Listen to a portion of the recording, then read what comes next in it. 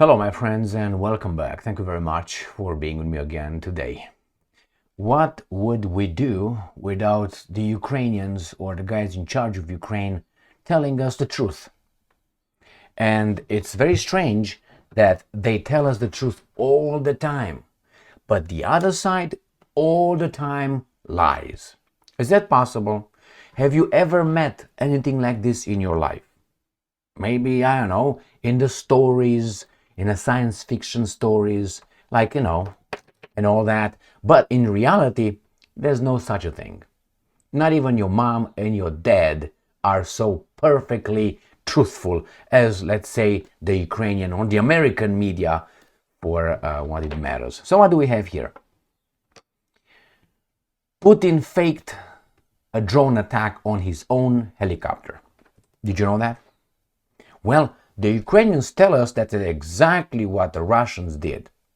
So let's have a little summary, a history here. A few days ago, Vladimir Putin visited the Russian oblast Kursk that borders Sumy Oblast in Ukraine.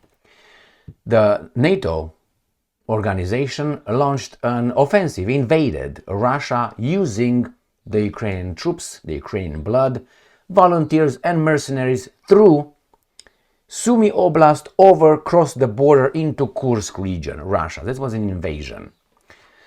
All right, the Russians eventually pushed them back, as it was very much expected, and then Putin went to visit Kursk region in Russia.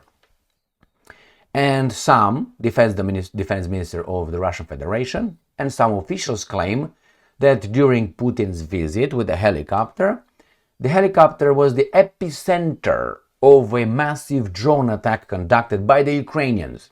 Then, some say that the attack could not have been conducted by Ukrainians without the West's support. I covered this in my videos in the past 4-5 days. So, this is where we are. And now the Ukrainians come and say, no, this was faked.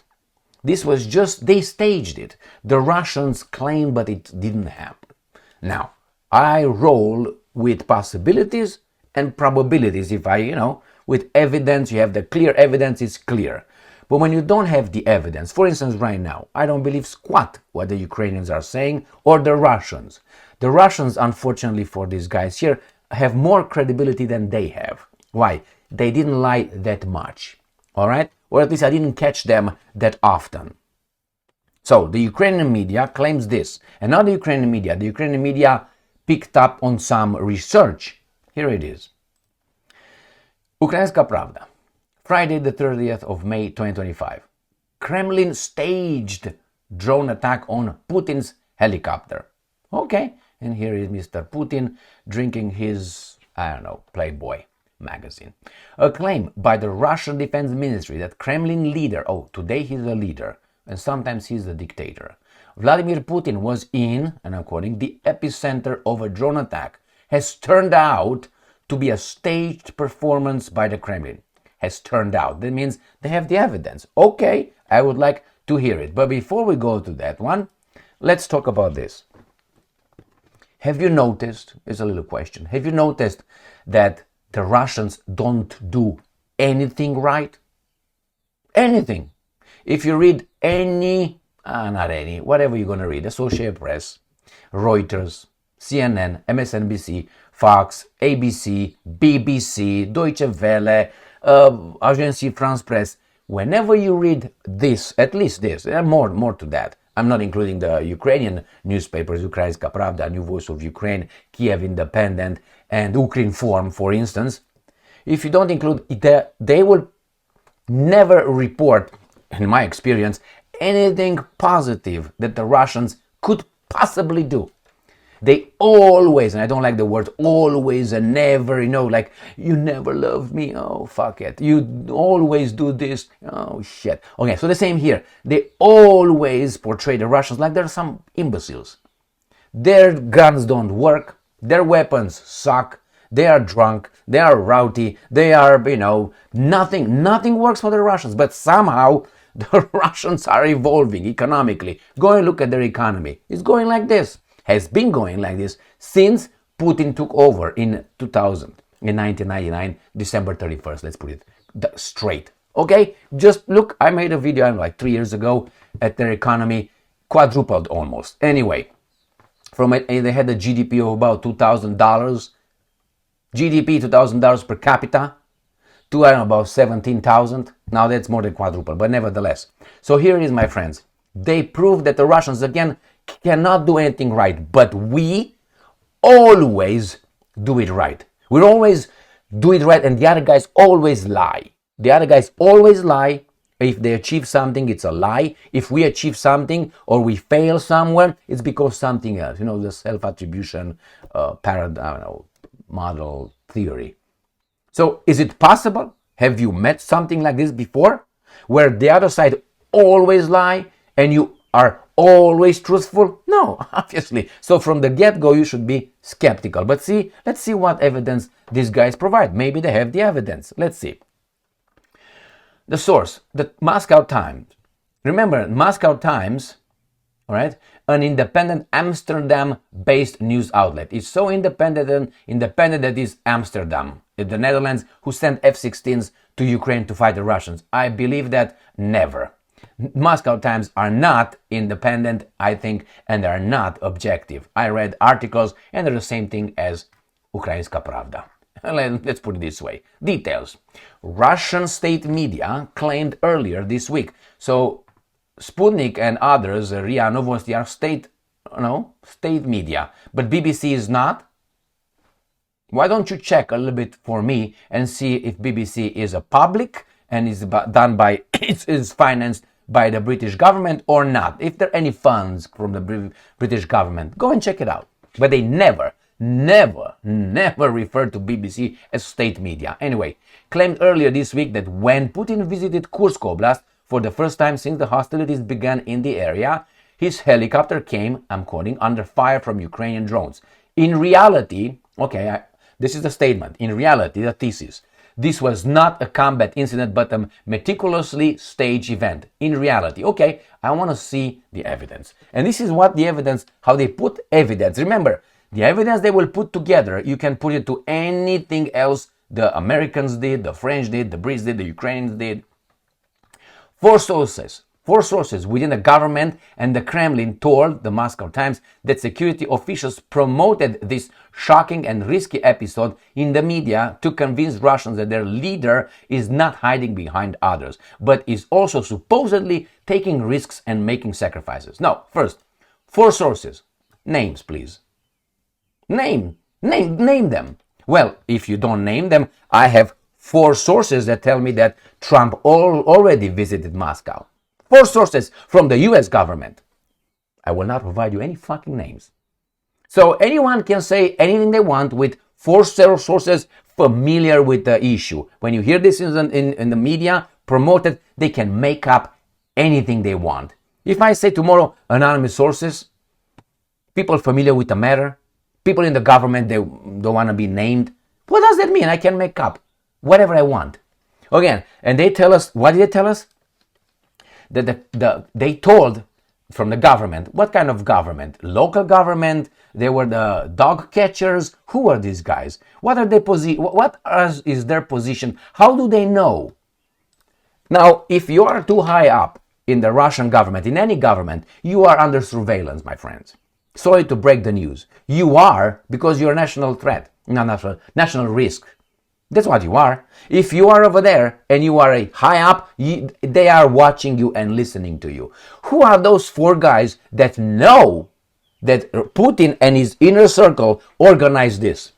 Who are those guys?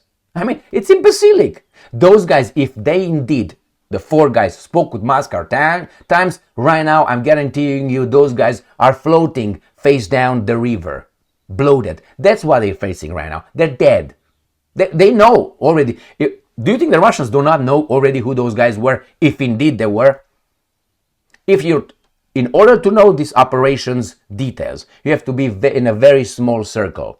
How many people do you think knew about it? From the officials, the sources within the government. How many do you think there are? 20? I'm including Putin and 20? 30? And do you think those guys spoke with, they're not under surveillance. No. KGB is not, FSB or whatever is not at. No. They talked with the financial, 4 of them, not 1, 4. How about 50? I mean, 4 out of how many? Of 20? I mean, this is for imbeciles. Just look at this. And it says that security officials promoted this shocking and risky episode. Promoted. What does that mean? They talked about it. They didn't say they organized, they promoted it. It's like a promoter. A promoter did not make the movie. Elvis's promoter, the colonel, did not, we will not burn a hand on. He didn't do that. He just promoted Elvis.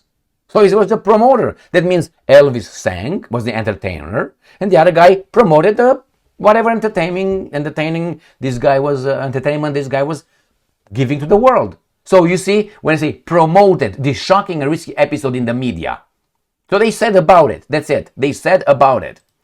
And then he said, amid regular drone strikes chaos. Now they make from a general, listen to this.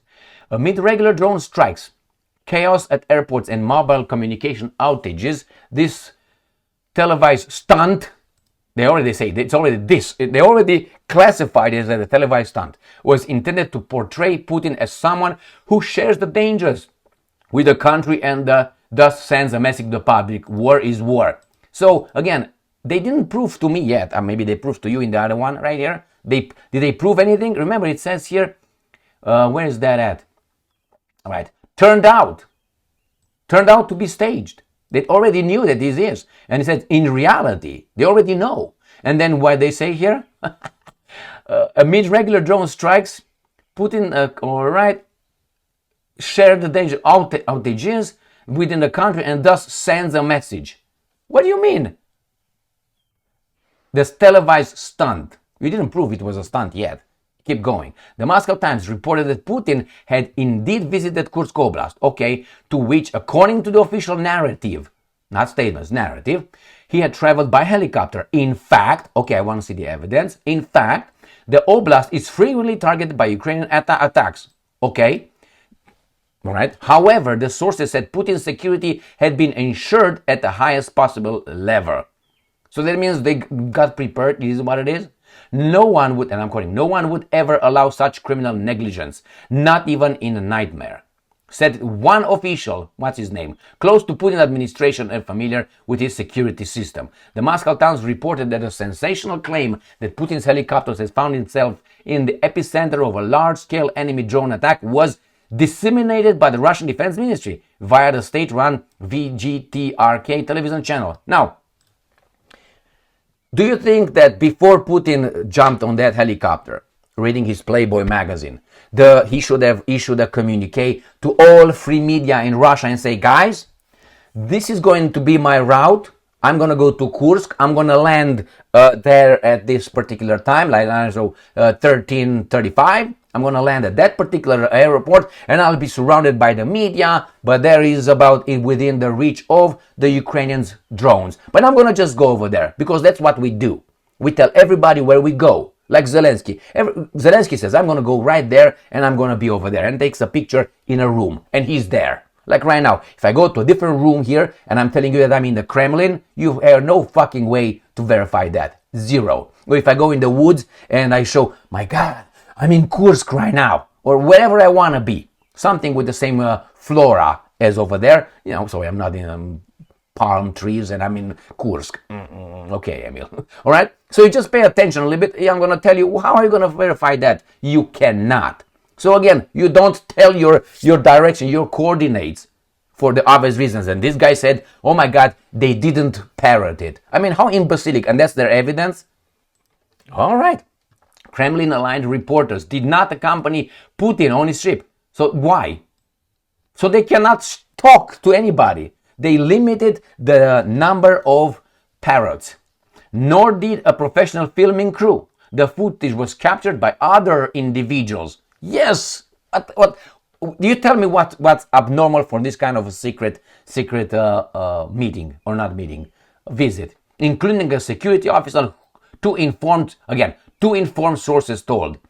2 and 4, and so many people know about it. Earlier, Ukraine's Center for Strategic Communication and Information Security denied claims that Putin's helicopters came under attack from the armed forces of Ukraine. Okay, so that's it, man. They denied, slam dunk, right there, they lied. Now this is the article. You see, there's no more, nothing anymore right here. Now you tell me, are you convinced that it was staged? If you say yes, put yourself in Putin's shoes, right? And let's say you did it, and these guys provide you with the evidence that you didn't. You staged your thing. Now, do you think that these claims will stand in a court of law as evidence? His regular crude camera did not show up. The media did not accompany him. Do you think that this is the evidence it was staged? Remember, he didn't go to Vladivostok or somewhere where he can be dancing around. He went to almost the war zone. And as a matter of fact, let me show you where he went. I mean, Jesus King Christ. Right there, let me show you. Here it is. This is the map of Ukraine, right? Probably a lady of the night is going to show right up here. So this is right here. Not yet. God damn it. You always show up. All right, fix the garbage. So here it is. Here is the Kursk Oblast, right here, and this is the Sumy Oblast. Where these guys entered, in the invasion occurred right here, by Sudza. You see, this is where the invasion, and they conquered something like that, okay? And Putin came in the Oblast, which is this big. So if he was here, the Russians could easily strike over here. So I think he exposed himself to danger. So I think on one hand, they say that he was, how do you call it? Because he did this, he was irresponsible of something. Risky episode, not that. All right, it says, in fact, no one would ever allow such a criminal negligence, not even in a nightmare. Okay, but then you want to invite the crew with you? You have to tell everybody, announce, I'm going to go there. So you can't both have in the same time. So obviously it was secretive. You go in a war zone almost. And not only, I mean, presidents don't give you the coordinates. If you want to get an example, look at, what's his name, Zelensky. When he visits, let's say, the war zone, he's not telling you when he goes over there. They just show, and nobody says where is the media. The Ukrainians don't even allow the media to go in the war zone anyway. The defense ministry in Ukraine, provide you with a footage of Zelensky, okay, with Zelensky telling you where he was. Why is that? Why that is acceptable for those guys, but is not acceptable for the other guys? And when Zelensky is portrayed again, is portrayed in a basement somewhere. That basement could be in freaking, I don't know, Kiev area or Lviv, far away from the war zone. How do you know that? And they teleported the other guys over there, the generals that he met. How do you know that picture is done today and not 2 years ago? Do you know how he changed or something? I mean, there's so many ways to figure things out. My point is this. We are supposed to believe everything what these guys and everything that we do is right and true. But everything what Assad or what Putin or Kim Jong-un or Xi Jinping or the guys in Iran, or our enemies or Maduro, everything they have, any success they have, it must be something wrong. And they tell us it's something. Everything. If the Russians win some competition, it's because they're doping. That's it, doping. But Serena Williams and the other gymnast, what's her name? Simone Biles, no, there's no doping. Why? Because they have a prescription. Okay, thank you very much for enhanced chemicals, right? But they say, well, those chemicals do not help them. But then why are they banned? I mean, this is because they say, actually, she's bipolar and she actually doesn't help her. Okay, why the medicines are not allowed? The same pills she takes prescribed by the doctor is not allowed for everybody else to get. That means there's a problem somewhere, don't you think? Again, Serena Williams got some waivers for her medical condition and she takes those. But hey, that doesn't enhance anything. This doesn't do anything. On the contrary, they're bad. Then why don't you let everybody else do it? Fuck off. Thank you very much for being with me again today. Stay strong, stay smart, look for the truth, and be just.